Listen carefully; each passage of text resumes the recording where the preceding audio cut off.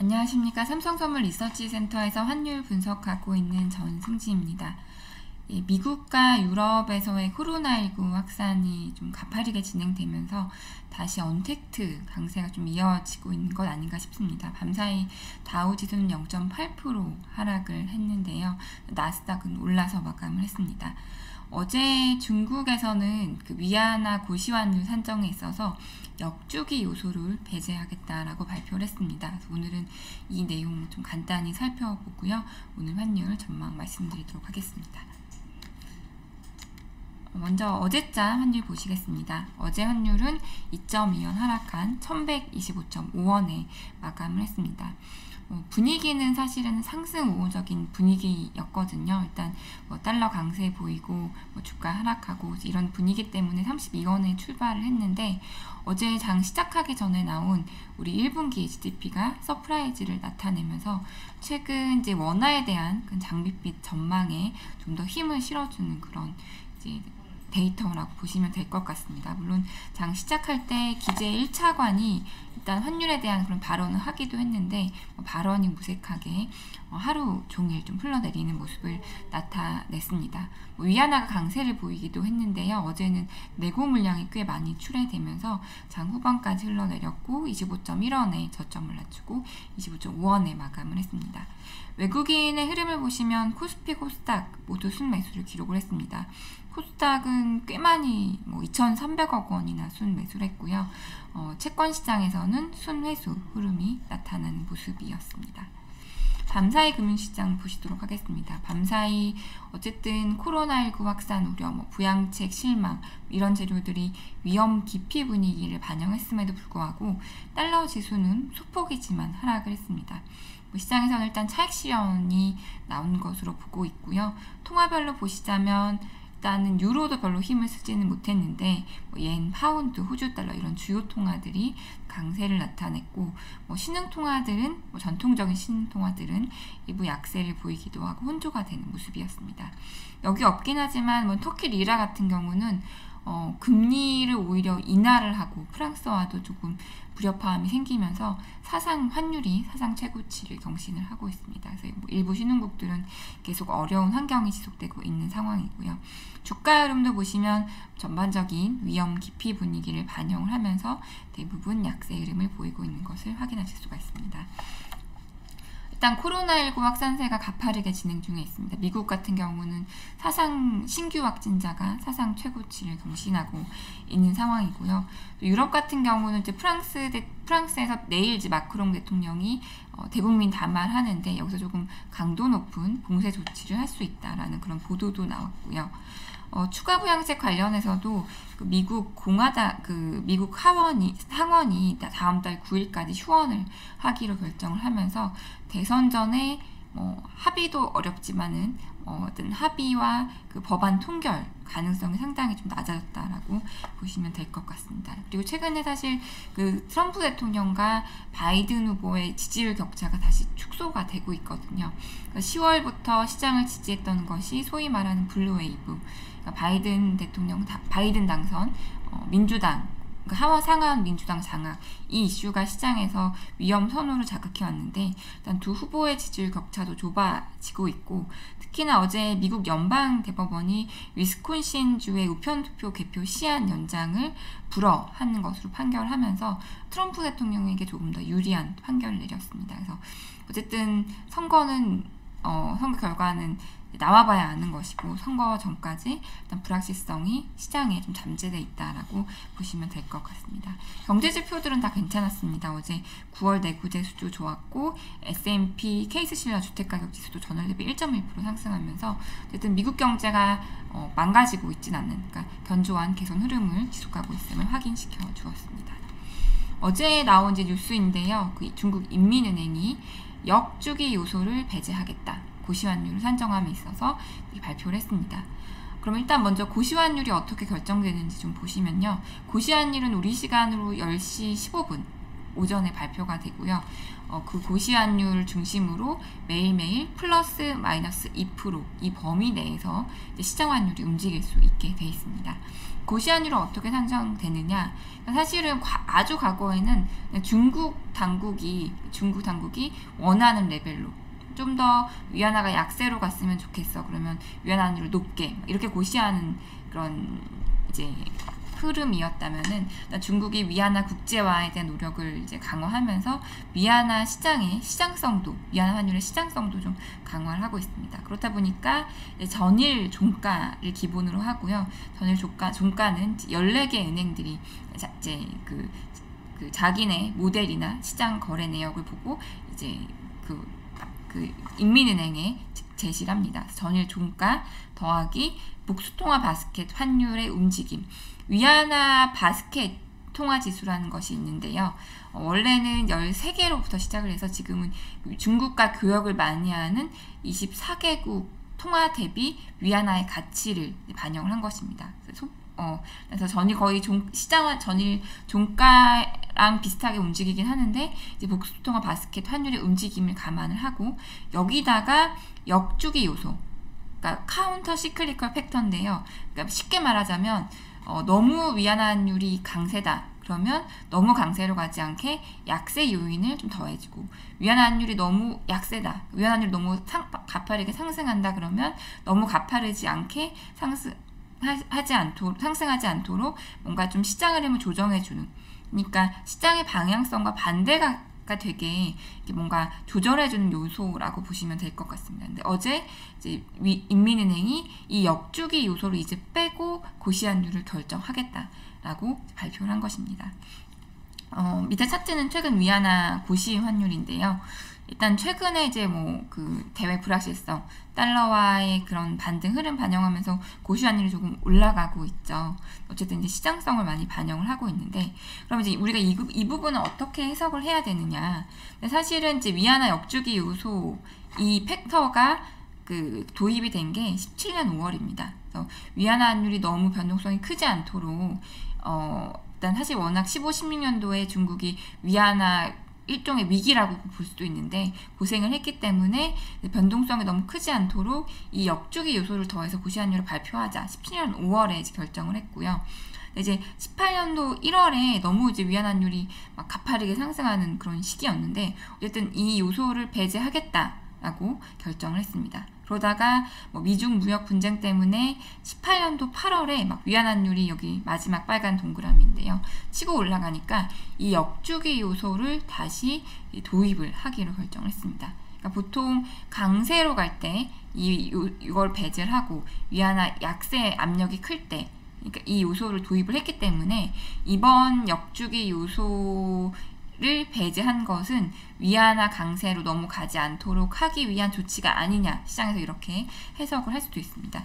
그래서 결국은 인민은행이 개입하지 않겠다라는 의미거든요. 결국은 전일 종가랑 바스켓 통화 환율을 감안한 이런 시장의 시장 중심으로 위안화 고시환율이 결정되겠다라고 하는 것이기 때문에, 물론 과거 트렌드를 봤을 때 강세로 갔을 때 이 요소를 뺐기 때문에 지금도 같은 트렌드라고 할 수 있는데, 어떻게 보면 지금 같은 상황에 이렇게 위안화율이 빨리 빠질 때는 역주기 요소에서 강세를 너무 가파르게 하지 않도록 그런 반대 방향의 그런 팩터를 넣을 수도 있는데, 그 요소를 뺐다라는 거는 어떻게 보면 위안화 강세를 용인하겠다, 시장에 맡기겠다 라고도 좀 해석해 볼 수 있는 재료인 것 같기도 합니다. 어떻게 보면 이제 자신감을 보여준 것이라고 볼 수도 있고요. 최근에 중국이 위안화의 가파른 약세를 이제 좀 억제하기 위해서 아시겠지만 선물한 규제를 제거했고요. 그러니까 위안화 약세 이제 베팅을 못하게 하는 그런 제도를 일단은 제거를 했고, 또 적격 기간 투자, 해외 기관 투자가들의 해외 투자를 좀 한도를 늘려주면서 달러가 빠져나갈 수 있는 그런 조치를 취하기도 했습니다. 그래서 며칠 전에는 구두 개입을 하기도 했고요. 근데 기본적으로 일단 시장의 속도 조절은 하겠지만은 시장에 맡기겠다라는 그런 기조, 자신감을 계속 좀 보여주고 있는 것이 아닌가 싶습니다. 차트는 이제 위안화 차트인데요. 물론 이제 중국이 적극적으로 대응하고 있지 않지만 시장 분위기상 일단은 좀 과매도권에 진입하기도 했고 상당히 레벨 부담을 느끼고 있는 상황이라고도 보실 수가 있고요.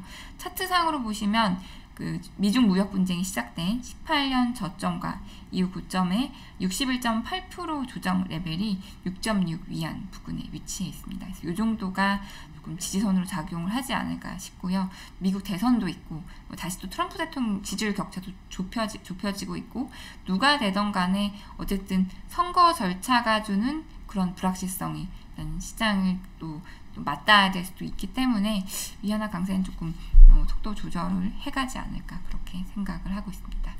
오늘 환율 전망 말씀을 드리면요. NDF 환율은 한 29원 정도에 마감을 했습니다. 30원 사실 중심으로 등락을 할 것 같고요.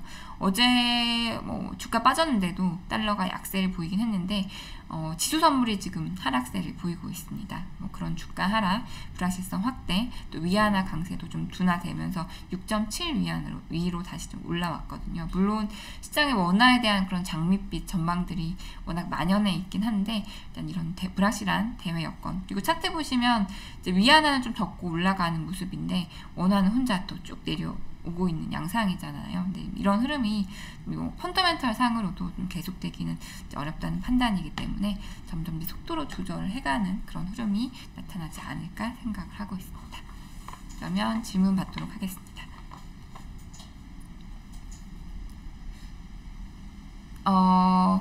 일단 고시환율은 CNY, 그러니까 역내 환율 기준이고요. CNH는 역외 환율이라고 보시면 됩니다. 그러니까 고시환율은 그러니까 중국 역내에서 발표한 것이기 때문에 CNY이고요. 아까 보여드렸던 차트를 말씀하시는 건가요? 예, 전일 종가, 예, 복통화 바스켓 환율 역주기 요소. 예.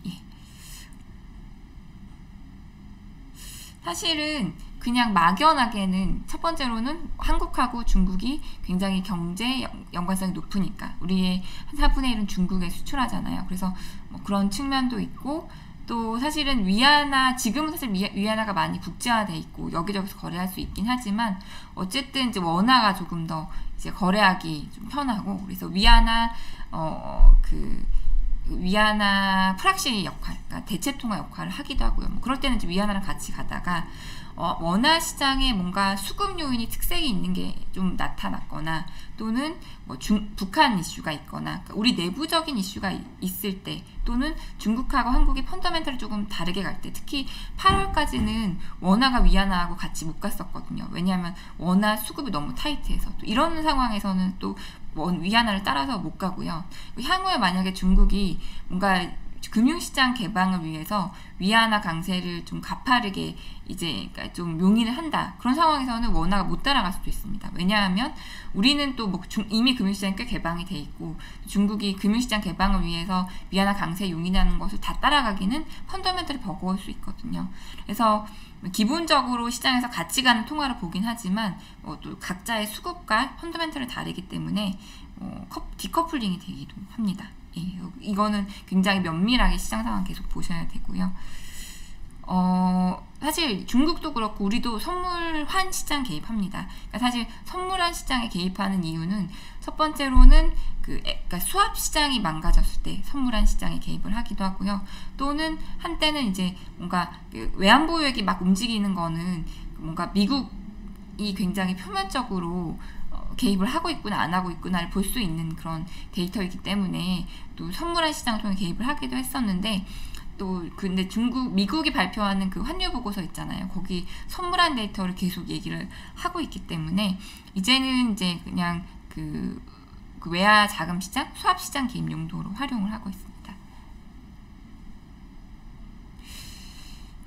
근데 어쨌든 지금 우리가 미국, 유럽이 불안함에도 불구하고 계속 가는 거는 미국, 유럽이 불안해도 적극적인 봉쇄는 안 할 거고 그리고 언젠가는 정상으로의 복귀가 될 거다라는 그런 기대감이 있는 상황이기 때문이고요. 근데 이제 일단은 원화 위안화 강세는 계속 좋게 볼 수는 있는데 일단은 이제 너무 좀 가파르게 하락을 했기 때문에 기술적으로 상당히 부담이 되는 상황입니다. 그래서 조금 속도 조절을 할 수 있는 그런 타이밍이라고 생각이 되고요. 예, 맞습니다. 일단 한국 자체 변수가 크면 디커플링 할 수가 있고요. 예, 또 워낙 지금 원화에 대한 장밋빛 전망, 그리고 또 이제 정상으로의 어쨌든 뭐 사실 스페인 독감도 2년 걸렸는데 1년 지났으니까 어쨌든 정상으로 복귀하지 않겠느냐라는 그런 전망들이 일단 이머징 시장에 대한 기대, 그다음에 특히 한국에 대한 기대를 키우면서 장밋빛 전망이 만연해 있습니다. 근데 사실 특히 해외 아이비들 같은 경우는 전망을 또 금세 바꿔버리기도 하거든요. 그러니까 일단은 좀 일단 부담을 가질 수 있는 그런 타이밍인 것 같습니다. 특색이라고 하면 사실은 달러 환율은 어쨌든 간에 사실 그 9월 달에 방향성을 바꾼 거는 수급이었거든요. 무역 수지 흑자가 그러니까 무역 수지 흑자는 조금 나오고 해외 주식 투자하는 개인분들이 많이 하면서 수급이 굉장히 타이트해졌다가 9월 달에 뭐 20일까지 무역 흑자가 40억, 한 달 동안 90억 불 나니까 수급이 열리니까 가파르게 하락을 하더라고요. 이제 지금 상황은 수급은 아닌 것 같고 일단은 증시의 방향성이 일단은 미국 증시의 방향성이 가장 지금은 제일 중요한 타이밍이라고 생각이 되고요. 근데 무엇보다도 일단은 뭐 1,100원 부근에서는 좀 우리의 그 자체적인 매수세가 좀 유입이 되지 않을까. 주식이 만약에 조정받지 않으면 미국 주식이 선거 관련해서 조정받지 않으면 좀 일단 하단에서의 저가 매수, 또 역외가 조금 뭔가 흐름을 바꾸는 부분들, 그런 흐름들이 나타날지 않을까 싶습니다. 사실 금융당국이 외평채 발행을 한 거는 제가 보기에는 사실 이미 외환보유액도 충분하고 한국은행은 선물한 매수 포지션도 많거든요. 이게 다 달러 매도 개입을 할 수 있는, 환율이 오를 때 환율 상승을 막을 수 있는 그런 대응책들이 많이 대비되어 있습니다. 그래서 외평채 발행한 거는 뭔가 이제 우리 기관들이 그 해외채 발행, KP물 발행을 할 때 뭔가 지표가 되는 그런 조금 기준을 제시하기 위한 그런 외평채 발행이 아니었을까? 또는 뭔가 자신감의 표현, 그런 것들이 아닌가 싶습니다. 사실은 지금 원화 강세를 대응할 수 있는 방법은 사실 많지는 않습니다. 왜냐하면 말씀하셨듯이 위는 막을 방법들이 상당히 많거든요. 이제 밑을 막는 방법은 사실 매수 개입을 해야 되는 건데, 매수 개입을 하거나 또는 해외 투자의 문을 더 많이 열어주거나. 근데 사실 이미 해외 투자 문은 많이 열려 있는 상황이고요. 그렇기 때문에 이제 매수 개입을 해야 되는데 미국 눈치 보이고 시장에 조금 힘을 빌리는 수밖에 없지 않나 싶습니다. 근데 어쨌든 환율이 너무 가파르게 하락하면 외국인이 원화 자산의 매력을 잃는다거나 또는 펀더멘탈이 조금 좀 문제가 생기거나 이런 자체적인 반응이 올 수도 있고요. 역시나 위안화 환율인 것 같고요. 위안화 환율인 것 같고 호주 달러는 조금 다르게 보고, 사실 지금 계속 말씀드렸던 위안화 블록 통화들, 원화, 대만 달러, 원화, 대만 달러, 위안화, 이 세 개가 같이 가는 그런 통화들이거든요. 그래서 아직까지도 일단은 바이든 당선, 이런 블루 웨이브 이런 거에도 같이 움직일 통화들이기 때문에 이런 세 가지 통화들 같이 보고 있습니다. 예, 저는 월간 전망을 마감 중에 있습니다. 열심히 마감하고 내일 또 찾아뵙도록 하겠습니다. 즐거운 하루 보내시길 바라겠습니다. 감사합니다.